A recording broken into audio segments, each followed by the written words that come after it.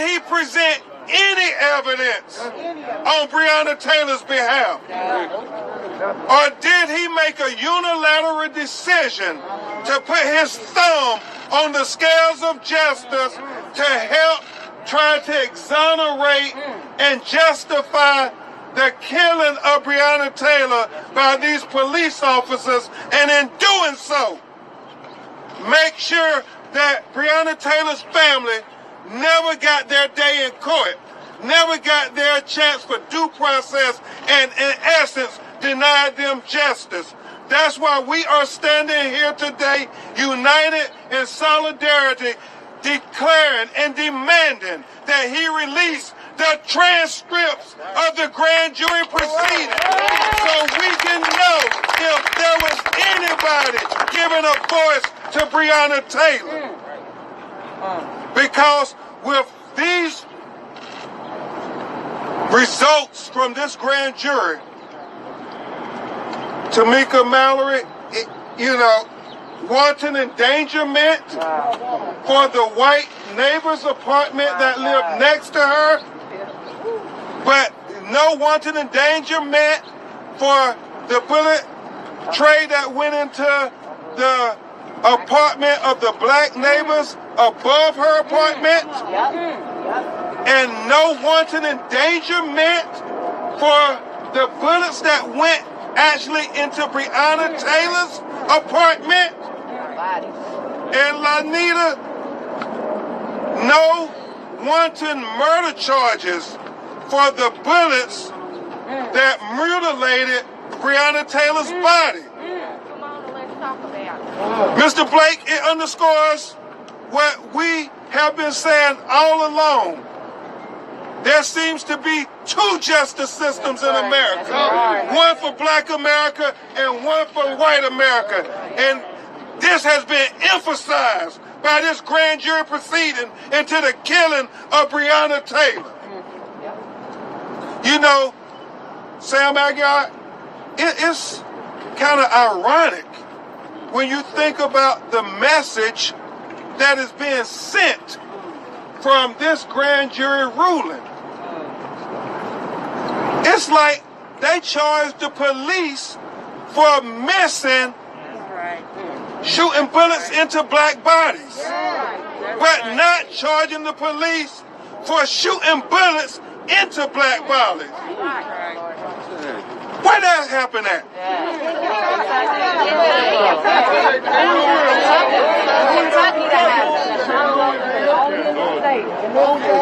And we question what evidence did Kentucky Attorney General send to the grand jury? Did he tell them about the probable cause affidavit that had a lie on that affidavit, which was the basis for which the judge signed this no-knock warrant in the first place to allow them to be at Breonna's apartment and bust open her door? Because if he didn't send that, my son, well, what did he argue on Breonna's behalf? Did he tell them about the 12 neighbors that Sam Aguiar's office interviewed and recorded that lived in close proximity of Breonna's apartment that all said they did not hear the police knock and announce their presence? Did he let them testify before the grand jury? No. Sir, Jesse. Did he allow the one neighbor who they keep proclaiming that heard the police knock and announce testify before the grand jury, even though, Tamika, as I understand, on 2 previous occasions, he declared that he did not hear the police knock and announce. So is this the only person out of her apartment complex did he allow to testify before the grand jury? That doesn't seem fair. That doesn't seem like you're fighting for Breonna. That doesn't seem like you're putting forth evidence for justice for Breonna. Did he let the cops who shot over 30 rounds of bullets in Breonna's apartment, one from outside the apartment shooting recklessly and blindly, and the others who shot bullets into her body, did he allow them to testify before the grand jury? Did he allow Breonna's boyfriend, Kenny Walker, to testify before the grand jury? No. Did he talk about them sending the ambulance away before they executed this no-knock warrant, violating their own policies and procedures, knowing that these no-knock warrants are dangerous? And it was foreseeable that somebody could be injured, a citizen or police or a third-party innocent bystander like Breonna Taylor, who lived in that apartment, who had every right to legally be in that apartment, who did not have a gun, was only clothed in her night clothes, and had every right to live and breathe in her apartment. Did he present that to the grand jury? Well, if he didn't present these things to the grand jury, what kind of sham grand jury proceeding was this? A sham.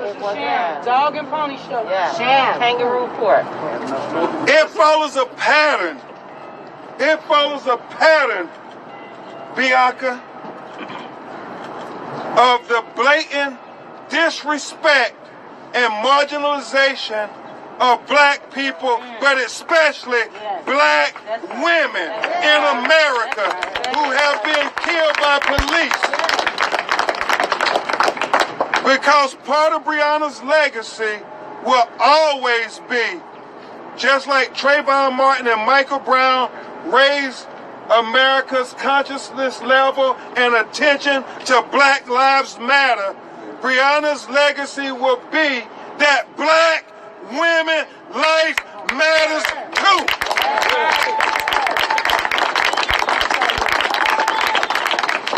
So when we think about this grand jury proceeding, if you want us to accept the results, then release the transcript. Release the transcript so we can have transparency. And if you did everything that you could do on Breonna's behalf, you shouldn't have any problem whatsoever, Daniel Cameron, to releasing the transcript so that we can see you fought for all of Kentucky's citizens, especially including Tamika Palmer's daughter, Breonna Taylor. Release the transcript. Release the transcript. Release the transcript. Release the transcript. Release the transcript. Release the transcript.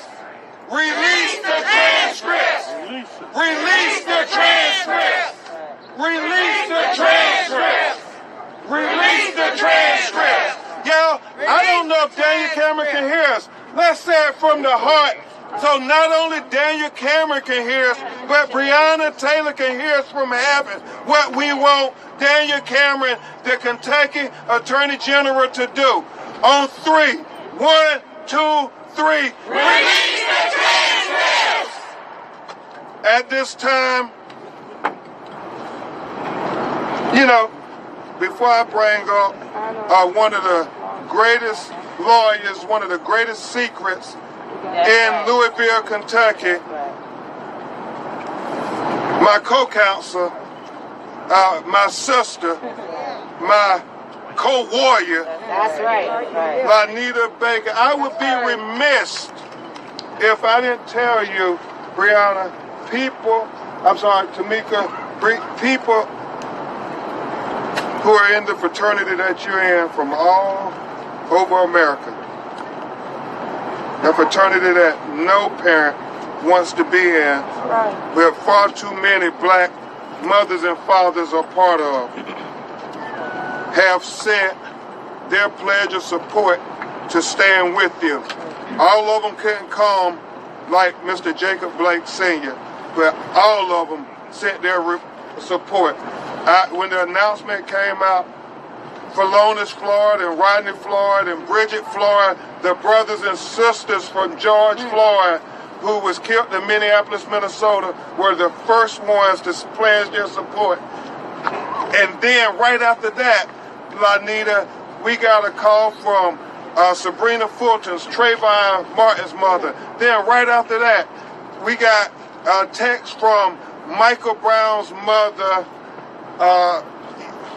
Leslie McSpadden. And then right after that, we got a call from Botham Jones' mother, who was killed in his apartment in Dallas, Texas. And we got a call from his mother, Allison Jones, and his sister, Alicia Finley. We got a call from House Representatives Lucy McBath, who father Jordan Davis. Her son was killed for playing loud music. We got a call from Dr. Tiffany Crutcher, the twin sister of Terrence Crutcher, who was killed in Tulsa, Oklahoma. That was hands up, don't shoot on video, Tamika. We got a call from Gwen Carr, Eric Gardner's mother from Staten Island, New York. We got a call from Tamir Rice's mother, Tamaria Rice. We got a call from Minneapolis, Minnesota, Philando Castile's mother.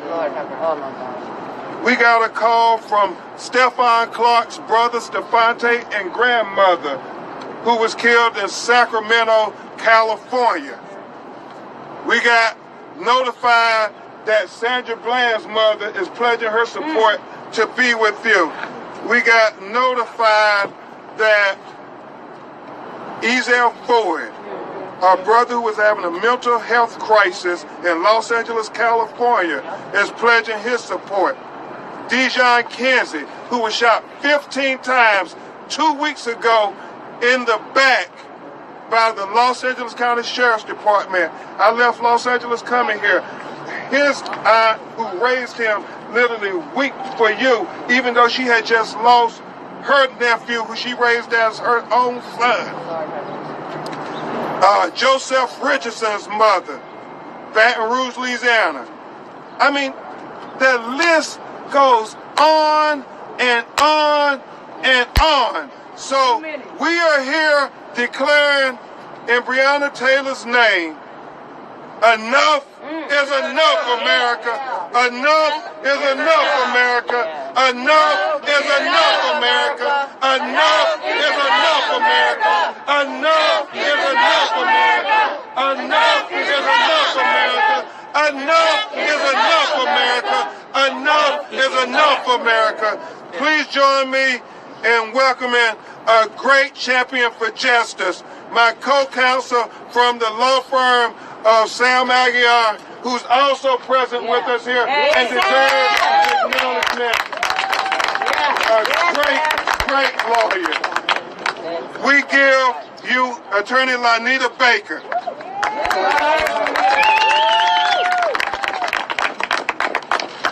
I know Attorney Crump has demanded that we release the transcript, and I echo that demand.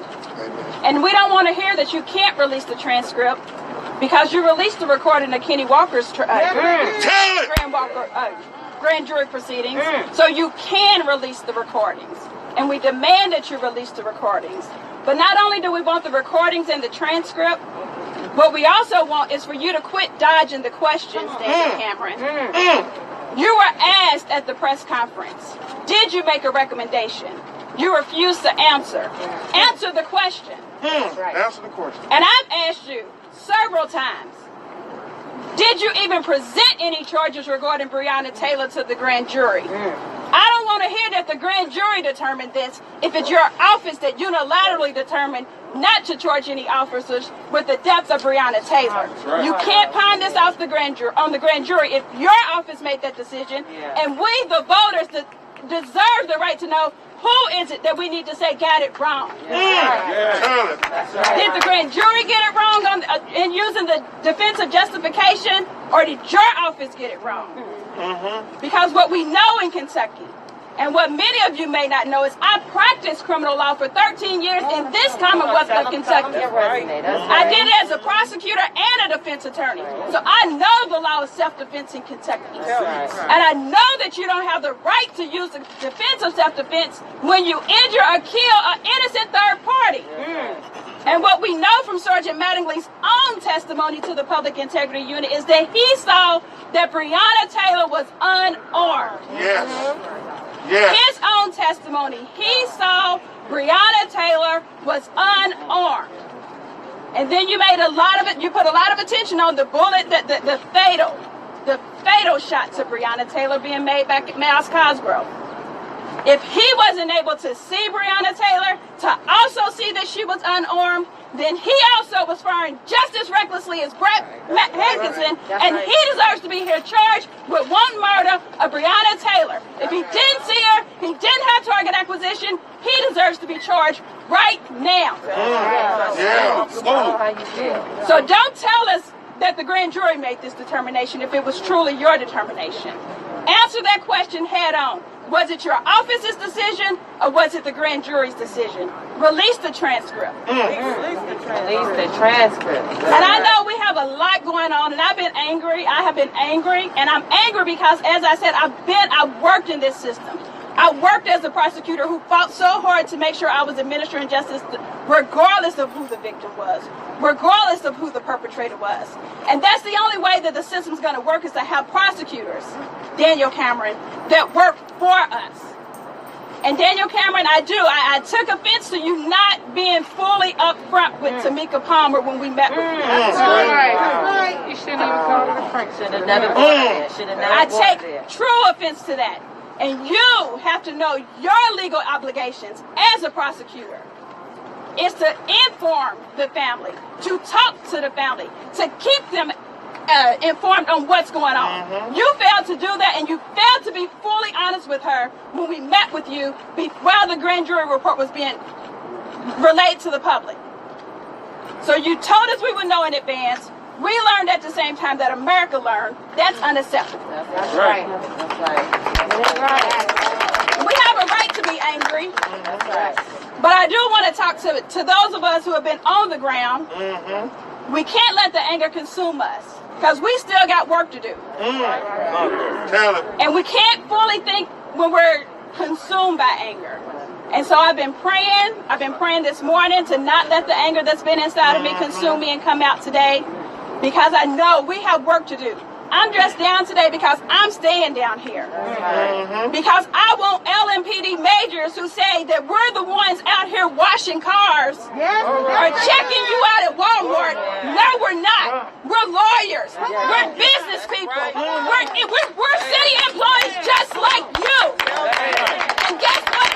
Even if I was washing your car, it doesn't matter. I have a right to use my voice. 2 years ago, I was checking people in and out of a hotel too, while also practicing as a lawyer. Guess what? When I was there, I was the same person that I am practicing law.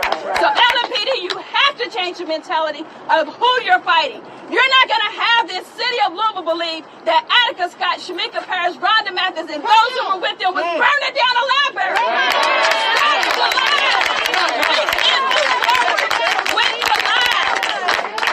We can't move forward with the lies. We know that we need healing. We know that this city needs healing, and we're willing to do our part. But you have to do your part. And until you start doing your part, we won't heal. That's right. We're here. We're here when you're ready to listen to us, to come down. And I challenge those of you who are off today. You don't have to come down and protest, but I challenge you to come down here and listen to the people who are protesting. Those of you who are elected officers, come down here during the day. Listen to the protesters. Business people who have sent me inboxes, we support you. Support us by coming down here. Join them that we're not just car washers checking people out. There's so many more people down here. And quit skewing. Media, quit skewing the way that people people are protesting. You know the majority of the people down here are non-violent. You've been down here for 120 days. You know it. Quit making it seem like they're violent. They're not. That's why we're screwed. That's right, Bible. Yes, shout out to the 502 live streamers, because that is how we're learning the truth. That is how we're learning the truth. Regular media, take a cue. Film it all. Don't slant it. Tell the truth. LMPD, tell the whole truth. Everybody, tell the whole truth, including you, Daniel Cameron. Did you make the decision, or did the grand jury make the decision?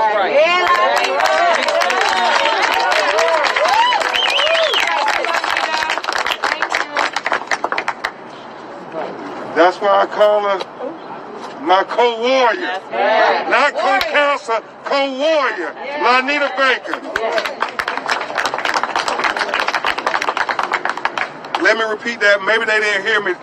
That's why I call her my co-warrior. Not co-counselor, co-warrior. And Attorney Aguiar, the secret's out the bag now. The secret is out the bag.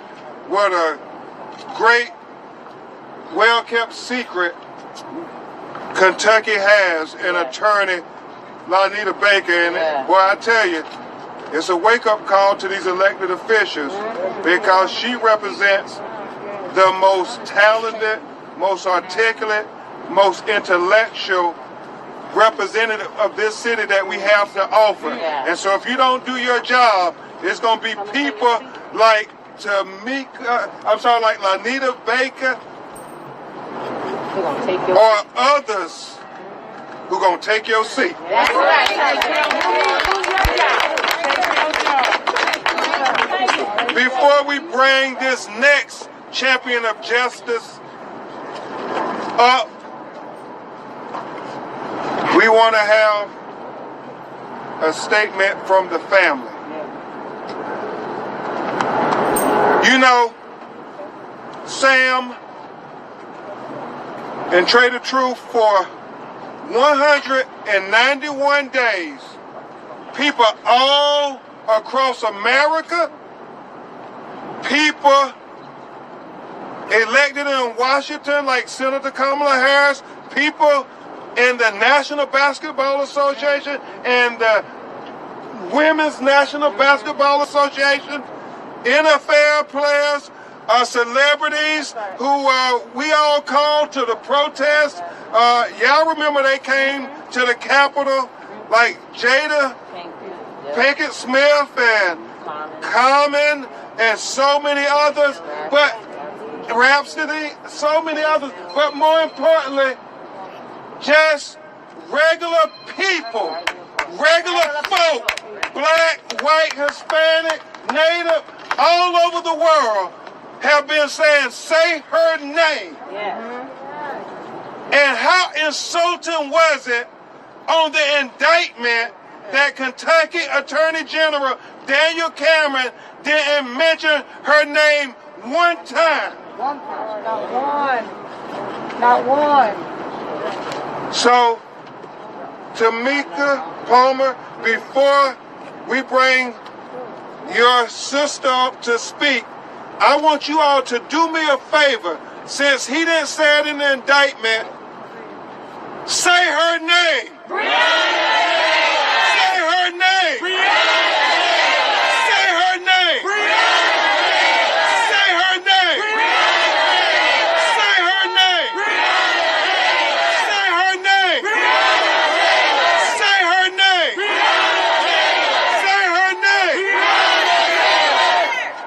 Yeah, next we will hear from the sister of Tamika Palmer, the aunt of Breonna Taylor, Bianca Austin, who I will tell you, before we were fighting for Breonna Taylor, she was like the lawyer on the front line leading the protest. So it is aptly appropriate for Bianca to come and make a statement on behalf of the family. So I will ask for the charity of your undivided attention while she read a message from the family and especially from the heart of Breonna's mother, Tamika Palmer.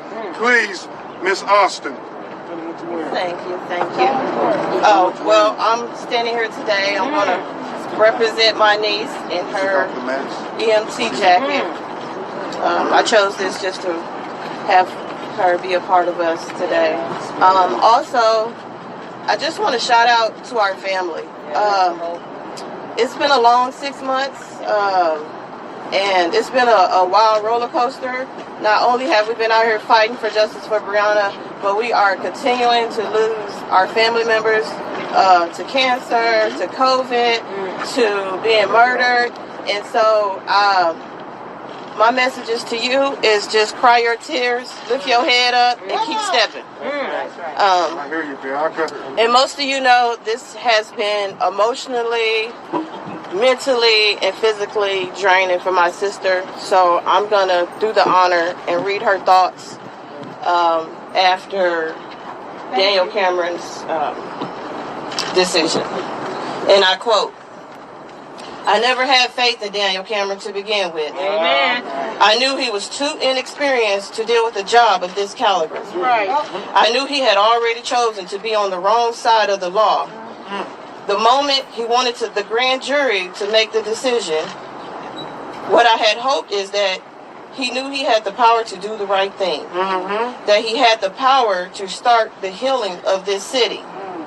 That he had the power to help men over 400 years of oppression. What he helped me realize is that it will always be us against them. That we are never safe when it comes to them.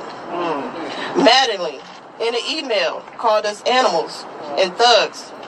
It's clear that that is the way that they will always see us. I was reassured Wednesday of why I have no faith in the legal system, in the police, in the law that are not made to protect us black and brown people. But when I speak on it, I'm considered an angry black woman. But know this, I am an angry black woman. I am not angry for the reasons that you would like me to be. That's right. I'm sorry. But angry because our black women keep dying at the hands of police officers and black men. Okay. Angry because our children are dying at the hands of police officers. And I'm angry because this nation is learning that our black women dying at the hands of police officers, and this is not okay. You can take the dog out of the fight, but you can't take the fight out of the dog. Say it again. For lack of better terms, bark bark for being the dog still standing to fight. I knew Cameron would never do his job, but what I do know is that him and countless others will go to bed sleeping with Breonna's face, still hearing her say her name. Cameron alone didn't fail her, but it ended with the lack of investigation failed her. The officer who told a lie to obtain a search warrant failed her. The judge who signed the search warrant failed her. The terrorist who broke down her door failed her. The system as a whole has failed her. You didn't just rob me of my family. You robbed the world of a queen. A queen willing to do a job that most of us could never stomach to do. A queen willing to build up anyone around her. A queen who was starting to pave her path. I hope you never have to know the pain of knowing your child is in need and help and you're not able to get them. I hope you never hear the sounds of seeing someone cry and beg for your child to get help, and she never receives help. Those cries was ignored. I hope you never know the pain of your child being murdered 191 days in a row. Tamika Palmer. Well said. I am so sorry. So sorry you got to go through this. So sorry. It's unacceptable. But your family got your back. Yes. You're not going nowhere. We got your back. Until Freedom has your back. That's right. Lanita has your back. That's right. Ben has your back. Your daddy has your back. And guess what? This park. Yeah. These people that's out here stomping on this ground has your back. child. Sam got her back. Oh, we God got your back. That's right. God definitely. love him. God got your back. Thank you.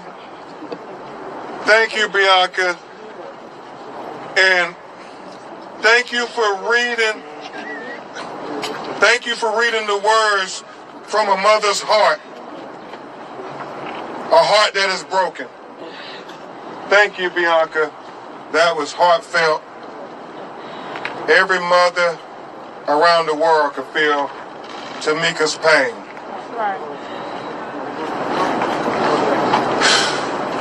We just take a moment for a second to reflect on what we just heard.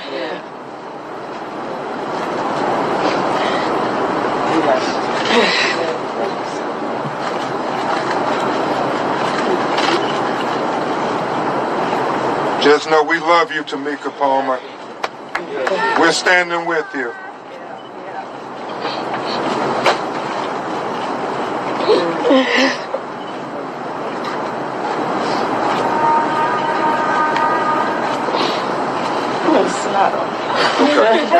It's okay. You can get me as wet as you want. What a wonderful soul. At this time,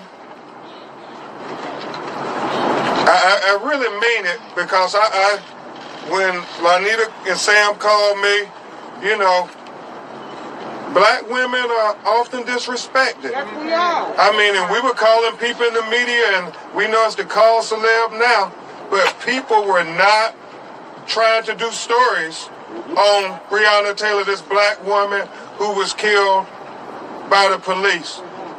And a lot of people did not return my calls as we were begging to give attention to Breonna Taylor.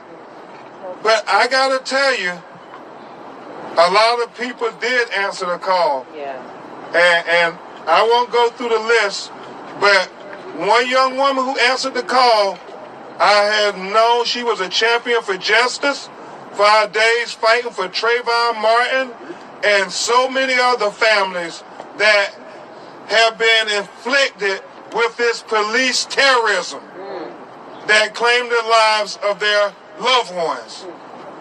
And not only did she answer the bell, she said, Crump, we are not going to leave this until we get charges.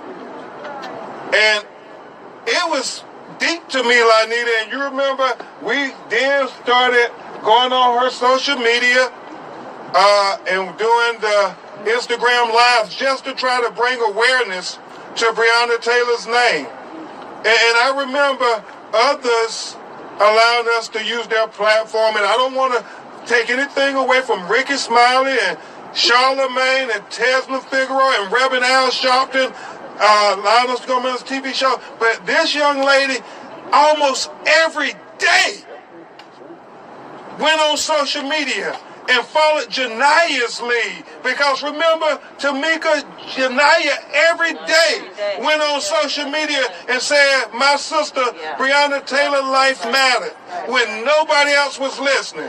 But then this young lady got involved and had us on Sam on her social media every day, and we strategized every day. And then she said, you know what, Crump?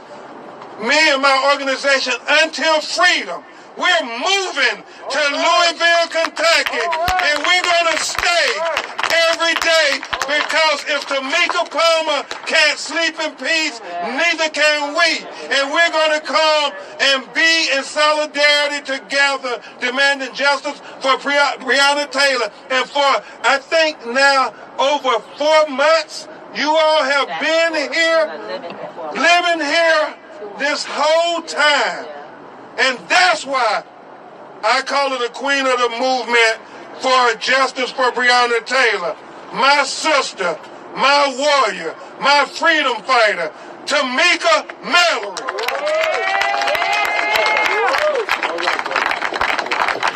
No justice! No peace! No justice! No peace! No justice! No peace! No justice! No peace! And if there ain't gonna be no justice, there ain't gonna be no peace.